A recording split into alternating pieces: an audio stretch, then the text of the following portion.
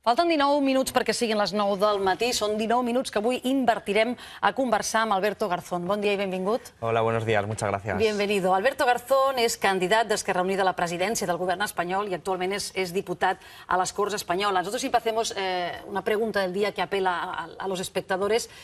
Hacía muchos días que en Cataluña se hablaba de esta lista, si habría o no lista única, unitaria, independentista para las elecciones del 23 de septiembre. Ahora sabemos que la hay, no es una única lista, pero sí que hay una lista que fusiona a Convergencia Democrática y a Esquerra, y desde ayer sabemos quién va en primer lugar de la lista. Es Raül Romeva, ex eurodiputat d'Iniciativa per Catalunya.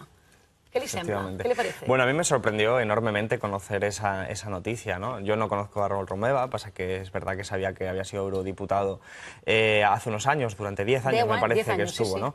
Me sorprende mucho porque una cosa es el nacionalismo de izquierdas, que tiene una base popular, que tiene una base muy arraigada en el territorio, que tiene una tradición, es heredero de la tradición republicana, en la que en última instancia hay una relación muy estrecha entre el político y el ciudadano. De hecho, el concepto nacionalización, de volver al común, de volver al ciudadano, es decir, hablamos de un nacionalismo de izquierda muy vinculado al territorio, mientras que el nacionalismo de derecha se ha caracterizado siempre por un elitismo, por una concepción profundamente elitista de la política. Y cuando ves a alguien que ha pretendido estar en esa izquierda, facilitar, porque eso es lo que se va a intentar, que Artur Mas sea de nuevo el presidente de la Generalitat, pues te llevas una sorpresa. Te llevas una sorpresa y como mínimo te quedas planteando si no hay profundas incoherencias.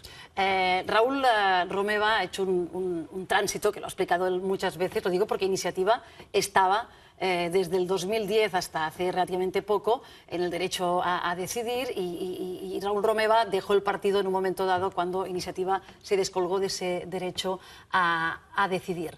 Ayer Dolors Camats, en la línea de lo que usted dice, eso quiere decir que realmente la candidatura, la posible confluencia de izquierdas es lo que hace temer que esa candidatura por la independencia no sea la ganadora. ¿Usted cree que hay ganas, con la figura de Raúl Romeva, de combatir esa posible otra candidatura de confluencia de izquierda? Yo estoy de acuerdo. Creo que Artur Mas esto hace 6 meses no se lo hubiera imaginado. Lo que ocurre es que ha estado reaccionando frente a los buenos movimientos tácticos y de contenido y de profundidad de una izquierda que se está organizando de forma colectiva para ganar la institución, y que tenemos el precedente del 24M de Barcelona en Comú, un precedente en el que se ha podido quitar del gobierno a Convergencia y se ha dado a la gente más sencilla. Yo creo que las discrepancias de Romeva con Iniciativa son algo que tienen que valorar desde luego en Iniciativa, pero yo no estoy de acuerdo en el hecho de que Iniciativa no esté a favor del derecho a decidir, porque también estamos incluso nosotros a favor del derecho a decidir. De Izquierda Unida somos la única fuerza de ámbito estatal que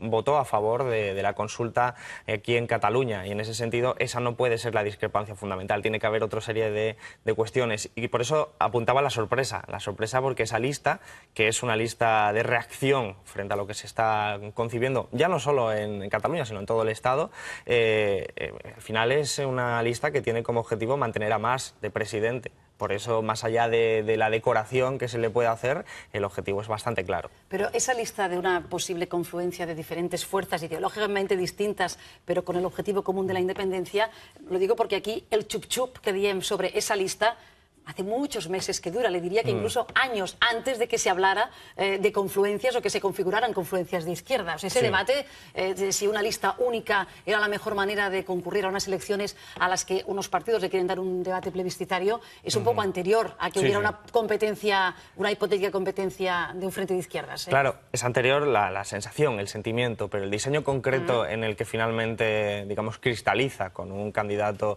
que no es Artur Mas, eso es resultado clarísimo de lo que ha sido la confluencia de izquierdas, porque si no, a lo mejor si hubieran estado intentando construir una lista unitaria, pero con Artur Mas a la cabeza, que era lo que siempre pretendió él desde el primer momento. Lo que ocurre es que últimamente lo que cambia el Estado en una semana lo que antes pasaba en un año. Entonces los ritmos son muy acelerados y eso obliga, pues, por ejemplo, la semana pasada escuchábamos como en un debate muy encendido la posibilidad de que fuera una lista de solo ciudadanos sin ningún político. Esto hubiera sido inconcebible hace un año. En la propia Convergencia hubiera sido inconcebible. Entonces este tipo de debates son resultado de lo que se está moviendo en el suelo. Usted ha recordado ahora una verdad, que es que Izquierda Unida es el único partido en el Congreso español que votó a favor del dret a decidir, a favor de que se pudiera articular una manera de consultar sobre su propio futuro como sujeto político a los catalanes. En ese sentido, el programa electoral con el cual... Ahora miremos de saber cómo va a concurrir Izquierda Unida a esas elecciones generales, pero ¿cómo se plasma eso sobre el papel? ¿Ustedes eso cómo lo escribirán? Si es que lo escriben, ¿eh? Sí, nosotros somos una fuerza federalista, por lo tanto concebimos que la solución a todos los problemas identitarios que se generan, que son reales, pasa por el diálogo, por la política y por una nueva forma del modelo de Estado que sea federal, pero que respete el derecho a autodeterminación, que eso para nosotros es fundamental en la medida en que es un principio democrático, que tiene que ser aplicado. Por eso nosotros lo que hemos votado, y en consecuencia, es que se pueda votar en una consulta sencillamente para que el pueblo catalán se exprese, igual que el pueblo catalán, cualquier otro pueblo del conjunto de Europa que tenga la capacidad de expresarse para conocer realmente cuál es el futuro que quieren organizarse. Y después ya el contenido de lo que nosotros votaríamos en eso es una cuestión totalmente ajena, pero el derecho a autodeterminación hay que respetarse y eso significa habilitar instrumentos para que se pueda posicionar el pueblo. Usted, no ahora, sino supongo que desde hace tiempo, va por España y entiendo que cuenta lo mismo aquí que en Zamora, que en A Coruña o que en Sevilla. Este discurso o esta posición de Izquierda Unida respecto al derecho a autodeterminación, ¿le ha traído algún problema? ¿Ha tenido que explicarse más en sitios que otros? ¿Qué es lo que usted Hombre, palpa? Honestamente me he tenido que explicar muchísimo. ¿Por qué? Porque entre otras cosas yo soy de Málaga, entonces allí las cosas se entienden de una forma muy diferente.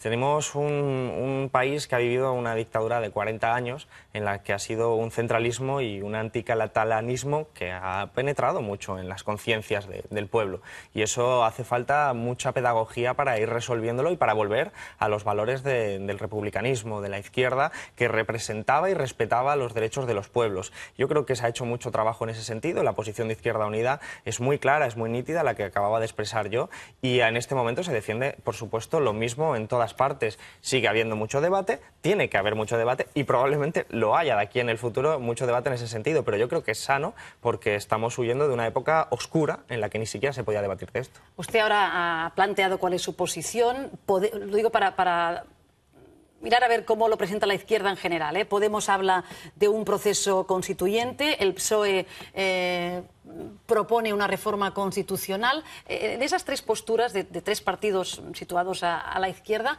¿hay algún punto en común? ¿Hay alguna posibilidad de entenderse en un futuro para articular y dar salida a ese anhelo de una mayoría, si hablamos del derecho a decidir de la ciudadanía de Cataluña? Yo pienso que sí, además soy optimista en ese sentido. Nosotros somos partidarios de un proceso constituyente, no solo por la cuestión de identidad nacional, sino porque queremos tener derecho a decidir absolutamente todo. Y absolutamente todo tiene que ver con la economía, tiene que ver cómo se gestiona las redes institucionales, las instituciones, y todo eso implica un proceso constituyente desde abajo. Y eso es en lo que estamos nosotros en esa vía. Pero claro, primero tiene que abrirse ese debate de una forma mucho más amplia, porque lo que hemos visto hasta este momento es que el gobierno de España, con Mariano Rajoy, lo que hacía era esconder el problema debajo de la mesa, prohibir que la gente pudiera votar y esperar que de esa forma desapareciera el debate. Y claro, así no se va a solucionar nada. Tenemos que entrar en un espacio donde el debate sea sano y sea en torno pues, a una mesa, lógicamente, de debate absolutamente sano, claro, nítido, sin ningún tipo de tacticismo electoral, sino sencillamente diciendo las cosas como las hay que decirlas. Digo lo del tacticismo electoral porque a nosotros creemos que somos coherentes al defender esto también en Málaga, también en Sevilla, también en Almería o en Extremadura, a pesar de que pueda tener un perjuicio electoral, pero creemos que al final lo que tiene que prevalecer es los principios y los valores. ¿Qué le parece que el PSC, el Partido Socialista de Cataluña, haya retirado de su programa electoral el derecho a decidir? Bueno, yo procuro no meterme en las cuestiones de otros partidos. Yo entiendo que a lo mejor eso es una cuestión que tiene con respecto al Partido Socialista Obrero Español, el PSOE, y tendrán algún tipo bueno, siempre han estado limando diferencias y supongo que esto será el resultado de ese tipo de conversaciones.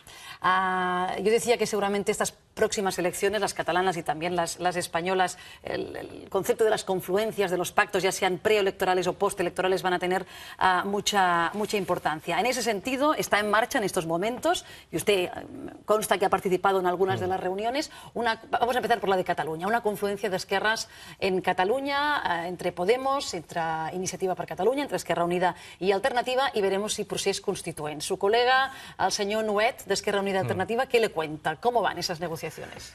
Bueno, lo que me cuenta es que van bastante bien, y que hay que ser optimista con la posibilidad de que efectivamente finalmente haya encima de la mesa una candidatura unitaria para las elecciones autonómicas de Cataluña, con un espacio de encuentro donde estemos todos, las formaciones, los ciudadanos, los movimientos sociales muy cómodos para aplicar un programa que pueda ganar a imagen y semejanza de lo que ha pasado el 24M, no solo en Barcelona, sino también Zaragoza, Madrid, Santiago, Coruña, Ferrol, que han sido candidaturas unitarias que han permitido pues, ganar unas ciudades que hacían mucho tiempo, si es que alguna vez habían tenido en manos de lo que podíamos llamar la izquierda. Y en ese sentido, eso yo creo que es una enseñanza que hay que extender. Es decir, si finalmente hay un acuerdo en Cataluña para las autonómicas de esta forma, en un espacio cómodo en el que estamos todos y todas, porque es el único instrumento posible para ganar unas elecciones, sabiendo además que son unas elecciones no cualquiera, sino en la que se disputa un nuevo orden social, en el que se va a delimitar y definir cómo es la sociedad de aquí a 30 años,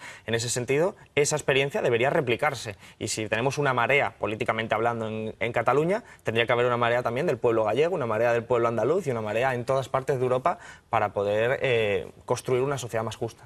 ¿Quién debe encabezar esa lista? Porque parece que la discusión, los nombres acaban siendo importantes, lo han sido en el caso de esta lista independentista que ahora hablábamos, parece que también lo deben ser para esta otra porque hay candidatos que han ganado sus respectivas primarias, pero parece ser que se está buscando otro. Bueno, eso lo tienen que decidir, lógicamente, el pueblo catalán y, concretamente, las personas que participan en ese proceso. Yo creo que la línea que están buscando es muy correcta, que es la de una persona que se sienta cómoda en todas las fuerzas sociales y políticas. Eso no está exento de dificultades, al contrario, es algo complicado de encontrar, pero que si se acierta con la clave, estamos hablando de un momento político en el que las candidaturas suman para multiplicar, pero donde el perfil del que encabeza o la que encabeza también añade pues, un plus que yo creo que en el caso de Ada Colau con el Ayuntamiento de Barcelona pues ha sido un ejemplo muy claro de que eso también permite maximizar las opciones de victoria. Joan Coscubiela, quien usted conoce Sí. bien, ¿sería un buen cabeza de lista? A mí, todas las personas que ahora mismo os han escuchado como primeros cabezas de lista por cada una de las formaciones me parecen extraordinarias personas con un compromiso social profundamente consolidado. El caso de Coscubiela, el caso de Coscubiela, perdón, el caso de Nuet y otros tantos. Lo que pasa que es que al final son ellos, las personas que están en la negociación, quienes tienen que decidir quién es el que encabece. Pero a mí me parece que la línea está muy bien marcada, a falta de saber efectivamente el nombre de la persona. Esta alianza, que parece bastante avanzada, a falta de conocer quién lo encabeza, no está siendo posible de momento y hay una cierta turbulencia, esa replicación a nivel estatal, a nivel español. ¿Podemos, Izquierda Unida, están condenados a entenderse? Bueno, yo pienso que es lo necesario para la sociedad, pero no solo Podemos e Izquierda Unida, esto no es un problema de organizaciones, es un problema de la propia sociedad. Es decir, si nosotros no caminamos hacia una candidatura unitaria en diciembre, que parece que van a ser allí las elecciones, pues está claro que nos presentaremos por separado. Y por separado Podemos puede sacar un buen resultado, como dicen las encuestas, en torno a un 15%. Nosotros también sacaremos un resultado que nos permita tener un grupo parlamentario, que nos permita sobrevivir, pero en última instancia quien ganará será el bipartidismo. Por lo tanto, la alternativa para que eso no suceda y para que no perdamos 30 años de nuestra historia de aquí en adelante, se trata de colaborar y cooperar conjuntamente. Eso tiene muchas dificultades y está encontrando muchos retos, como sabemos en las últimas semanas, pero hemos declarado que nos vamos a dejar la piel para intentar que todas las fuerzas sociales, políticas, que van más allá de Podemos y van más allá de Izquierda Unida, creo que no es un problema de siglas, tengamos que ponernos de acuerdo en 10 puntos, 15 puntos, ponernos de acuerdo en una metodología y trabajar conjuntamente para que el bipartidismo no siga gobernando. ¿Cuál es la dificultad, señor Garzón? Es decir, ¿por qué estas negociaciones están ahora mismo obstruidas? ¿O son tan difíciles, como usted dice? Bueno, en la experiencia del 24M nos ha indicado que las dificultades no suelen estar en los programas, suelen estar más en otros elementos de ámbito jurídico, a veces en las personas. ¿En el factor humano? Puede ser. Y otras veces en el ámbito jurídico, en la forma en la que te presentas a las elecciones o incluso la sigla. En este momento nos estamos encontrando con dificultades en conversaciones pues porque hay una concepción de la unidad popular de una forma diferente. Nosotros entendemos que la unidad popular tiene que construirse desde abajo, de forma participativa, en un espacio en el que todo el mundo esté cómodo, gráficamente, como si fuera una plaza pública abierta a todo el mundo, donde va llegando la gente de Podemos, la gente de Izquierda Unida, la gente de ECO, la gente de ANOVA, la gente de los movimientos sociales, ciudadanos, ciudadanas sin adscripción política, y todos nosotros y nosotras nos ponemos de acuerdo en un programa y colaboramos. Eso es para mí la unidad popular, que es lo que eran las mareas en defensa de los servicios públicos, parar desahucios. Eso es una unidad popular también en el ámbito electoral. Pero Podemos, por ejemplo, en este mismo momento tiene una concepción distinta. Tiene un proceso abierto interno en el que están planteando un tipo de confluencias que son selectivas. Y yo, honestamente, no comparto... ¿A usted le seleccionaron, le propusieron ir? Sí, me propuso Pablo Iglesias, está conformando su lista y él, bueno, ha estado llamando a una serie de personas y a mí no me parecía la forma de construir una unidad popular y por eso, lógicamente, de acuerdo a mis principios y mis valores, pues me parece que no era lo adecuado, que había que hacerse en la forma que nosotros de Izquierda Unida, aprendiendo y haciendo autocrítica también, lógicamente, como valor de la izquierda después del 24M, nos parecía que eso era lo que había pedido la gente, que eso era lo que había demandado la gente y que estaba demandando y que hay un clamor popular por esa unidad popular y eso es lo que estamos defendiendo. En ese sentido, Pablo Iglesias ha sido muy crítico con el llamamiento que ha hecho esta plataforma Ahora en Común, que va sumando, lo último fueron esas 120 firmas del mundo, sobre todo de la cultura, incluso ha llegado a hablar de chantaje, de que ustedes desde Izquierda Unida están moviendo los hilos para, decimos en catalán, fent a l'aigua el seu molí, ¿no? O sea, para que vengan a las suyas de alguna manera. ¿Usted está moviendo los hilos de Ahora en Común? Bueno, lógicamente no. O sea, la respuesta a eso es no, porque Ahora en Común es una iniciativa ciudadana que tiene un manifiesto en el que nosotros nos enteramos. Bueno, yo me enteré un par de días antes porque mi hermano mismo había firmado ese manifiesto y después el día de la presentación lo leí, me recordó mucho a la esencia y el espíritu del 15M y me pareció muy interesante y además muy en la línea de lo que nosotros estábamos defendiendo, pero el manifiesto estaba firmado fundamentalmente por gente de candidaturas de Unidad Popular y sobre todo por gente de Podemos. Por lo tanto, pretender que eso es una iniciativa de Izquierda Unida es alejarse mucho de la realidad. Lo que ocurre es que es un clamor popular. Quiero decir, yo voy por la calle y la gente lo que nos dice es tenéis que uniros, porque si no os unís... ¿Eso es lo mismo que dicen los independentistas? Sí, porque estamos en un proceso en el que la gente necesita respuestas. Es decir, el otro día estaba en Coruña y me vino a la sede de la Marea Atlántica, una de estas mareas que también ha tenido un resultado excepcional y que de hecho ya están gobernando. Me venía un señor y me decía, es que yo cobro 426 euros, llevo 5 años en paro, tengo 53 años, no voy a trabajar nunca más, estoy desesperado y lo que necesito es una solución de izquierdas y necesito que dejéis de pelearos por los egos, por las siglas y que os pongáis de acuerdo. Yo creo que esa concepción que tiene mucho que ver con la política con mayúsculas y muy poco con estas cuestiones de los egos, de las siglas, es la acertada. Y eso es un clamor popular. A veces toma la forma del independentismo frente a otras cuestiones, otras veces de otra naturaleza, pero sí que la gente quiere una respuesta. Quiere mejorar su vida, mejorar la vida de sus hijos, de sus hijas, y al final eso es hacer política. Y si los dirigentes no somos capaces de escuchar el clamor popular, es que entonces no merecemos ser dirigentes. Eso es lo que yo pienso. En estos momentos hay dos motores muy potentes de cambio o de posible cambio en toda España. Una es sin duda el que nace en Cataluña, hasta ahora muy monopolizado por el movimiento efectivamente favorable, primero al derecho a decidir, ahora ya directamente por no haber podido celebrar ese referéndum a forzar hacia la independencia. Es verdad que está surgiendo también el debate sobre lo que defiende la confluencia de izquierdas y a nivel del Estado español, básicamente ese movimiento que podríamos resumir en ese Ahora en Común, esas iniciativas de confluencia de izquierdas. Esos dos motores de cambio que generan ilusión por motivos distintos, que generan, que arrastran a muchísima gente, ¿entran en competencia o pueden ser aliados?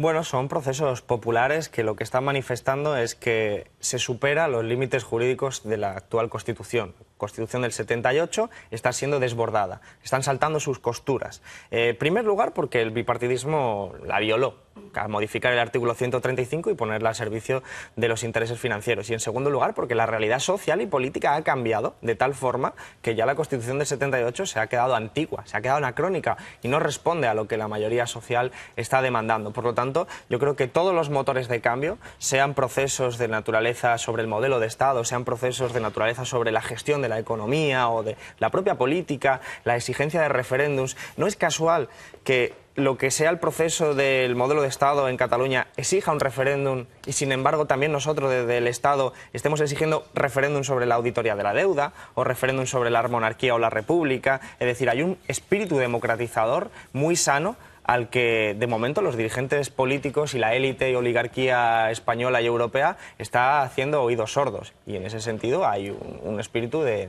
intentar superar todavía más esas costuras.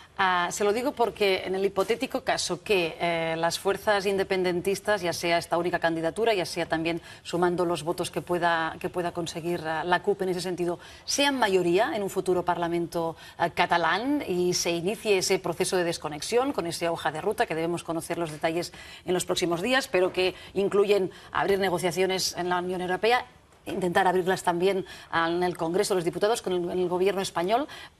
¿Cuál sería la actitud de Izquierda Unida ante esa realidad? Una mayoría de diputados o de votos en el Parlamento catalán. Pues la que ha sido hasta ahora, por coherencia. El permitir y facilitar que sea el pueblo catalán el que hable, no solo sus representantes, sino el pueblo catalán directamente el que se pueda expresar en torno a esa y otras muchas cuestiones, porque cuando hablamos de independencia yo creo que es justo hablar de una independencia jurídica frente a otra entidad política, pero también una independencia frente a poderes financieros, frente a los bancos. Yo quiero una independencia frente a los bancos, quiero que los ciudadanos y ciudadanas de Cataluña no sean desahuciados.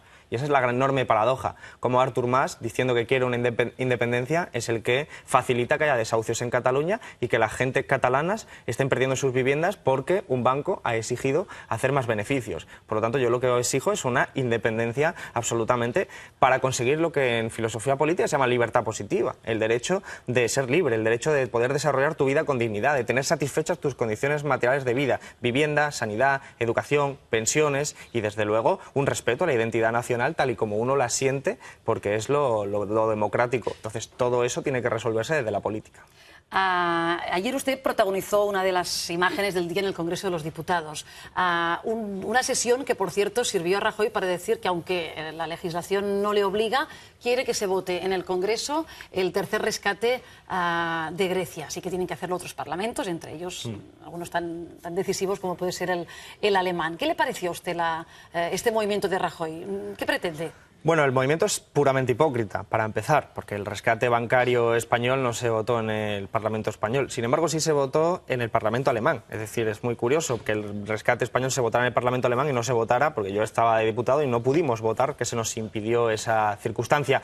Ahora quiere hacerlo puramente por propaganda, quiere hacer creer que no hay alternativa posible a lo que son los recortes de la Troika. Y ayer se expresó de una forma muy clara ese debate. Lo que ha pasado es que los dirigentes de la Unión Europea, un puñado de burócratas profundamente desconectados de la realidad cotidiana en Grecia y en cualquier otra parte de la Unión Europea, han intentado, y lo han hecho, humillar a Grecia, aplastar a un pueblo pequeño, que es el 2% del Producto Interior Bruto de la Unión Europea, solo para humillarle. Es decir, el plan que se ha aprobado finalmente no va a rescatar a la economía, no va a rescatar a los ciudadanos, pero sí que es un ejemplo o un intento de ser ejemplarizante para el resto de los países de la Unión Europea, que es decirle, ustedes de aquí no se mueven porque si no, están fuera del euro. ¿Hasta qué punto se sienten ustedes aludidos por eso que usted interpreta como un aviso a navegantes por parte de las instituciones europeas? Profundamente, porque esa es la recuperación de la frase de Margaret Thatcher del no hay alternativa. No hay alternativa, pero que en realidad sí la hay. Lo que pasa es que están construyendo una Unión Europea profundamente antidemocrática, una hidra, un monstruo de muchas cabezas que está cerrando cualquier alternativa al neoliberalismo. Y cuando de repente aparece un gobierno digno que tras 6 años de recortes y de no recuperar la economía, una economía intervenida por el Fondo Monetario Internacional, y este gobierno digno propone un camino diferente, entonces todo se posiciona para humillar a ese gobierno y para humillar al pueblo griego. Entonces es un aviso muy claro desde una posición ideológica, la posición ideológica de os tenéis que aguantar porque en este momento en la Unión Europea os sobra la sanidad pública, os sobra la educación pública, os sobran las pensiones, os sobran las islas que tenéis que vender, os sobran las empresas públicas que queden. Es decir, es un proyecto civilizatorio, es un proyecto ideológico que no quiere que tenga una respuesta. Y claro, han intentado cerrar la respuesta en Grecia porque Grecia es el 2% del Producto Interior Bruto, pero España es el 12%. Y si en España tenemos la capacidad de tener una candidatura unitaria de izquierdas para las generales, pues tendremos la capacidad también de tener una correlación de fuerzas mayor para apoyar al pueblo hermano griego. ¿Usted es economista? ¿Usted cree que se acabará rompiendo el euro, señor Garzón? Yo creo que el euro nace con enormes dificultades, de hecho, incluso una que es muy fácil de entender por todas las personas que nos estarán viendo. Es un club donde puedes entrar y no está previsto que puedas salir, por lo tanto, nadie en su sano juicio entraría en un club de esa naturaleza.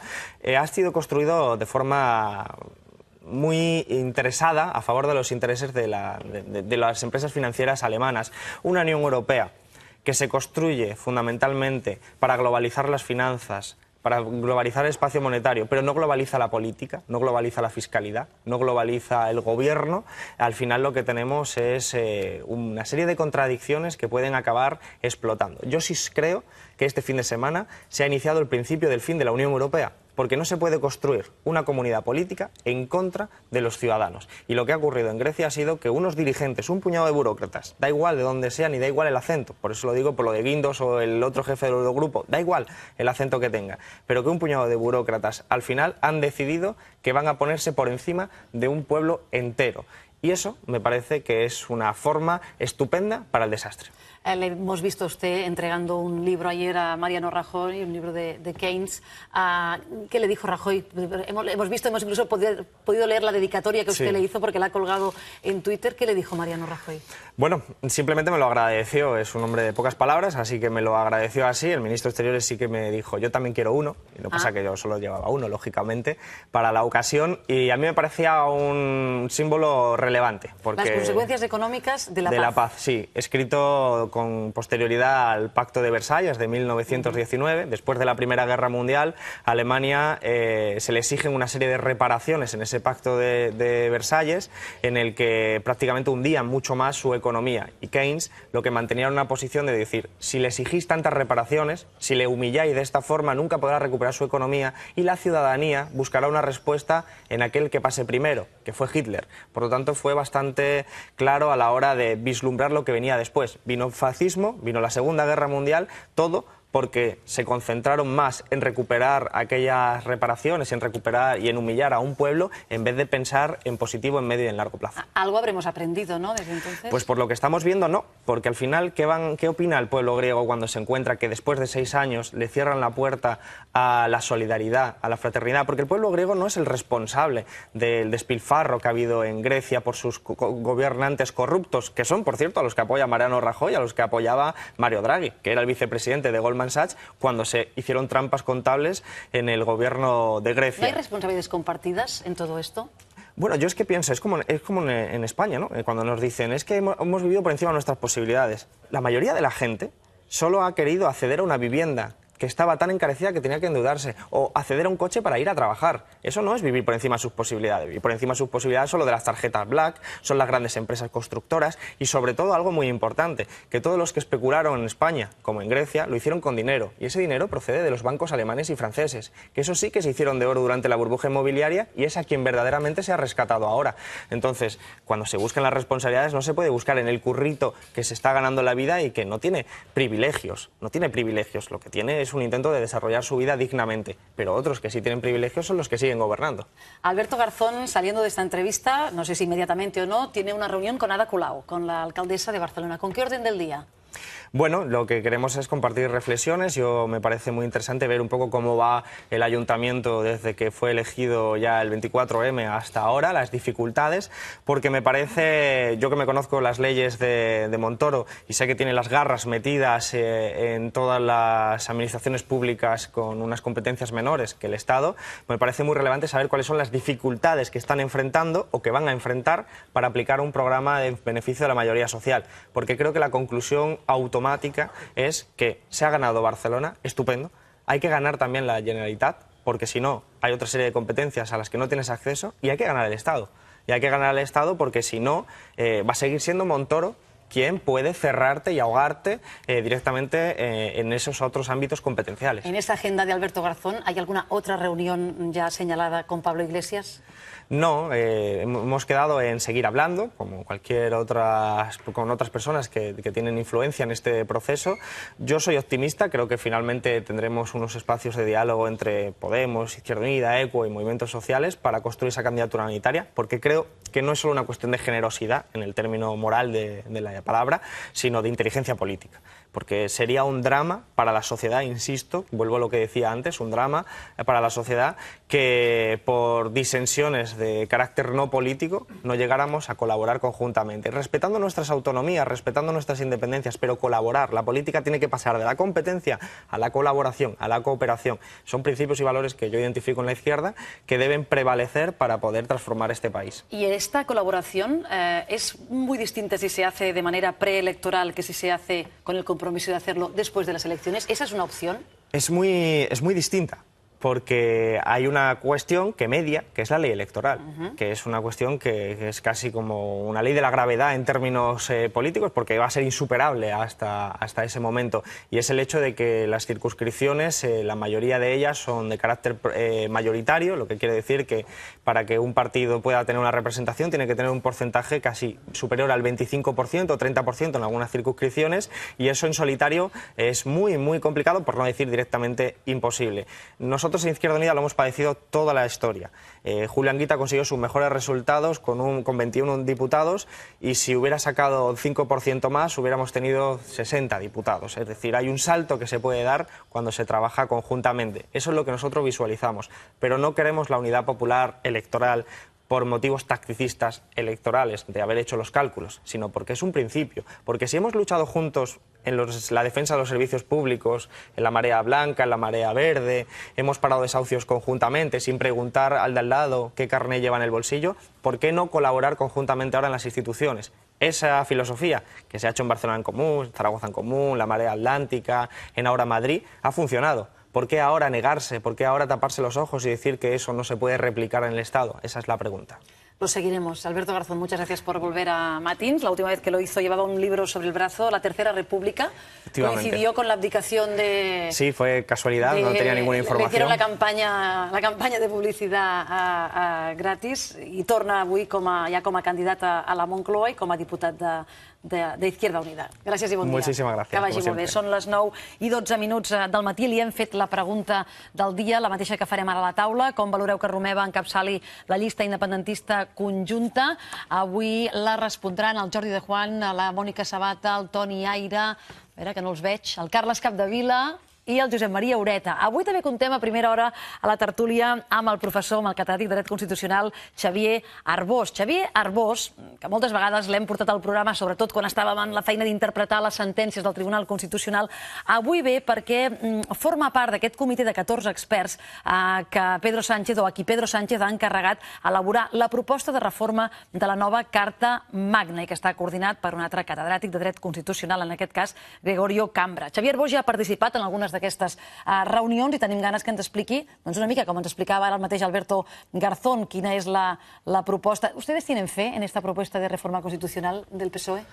Del PSOE no tenemos... No sé si fe es la palabra, es la que me ha salido. Bueno, a veces en política es casi una cuestión de fe, pero no tenemos ningún tipo de esperanza porque el PSOE pactó una reforma constitucional con el Partido Popular y fue la del 135. Entonces yo estoy abierto a hablar de reforma constitucional en cualquier caso, pero con los precedentes que tenemos, fe desde luego no existe.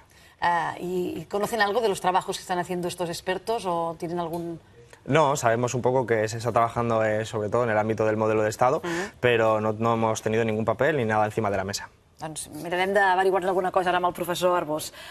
Gràcies, Alberto Garzón.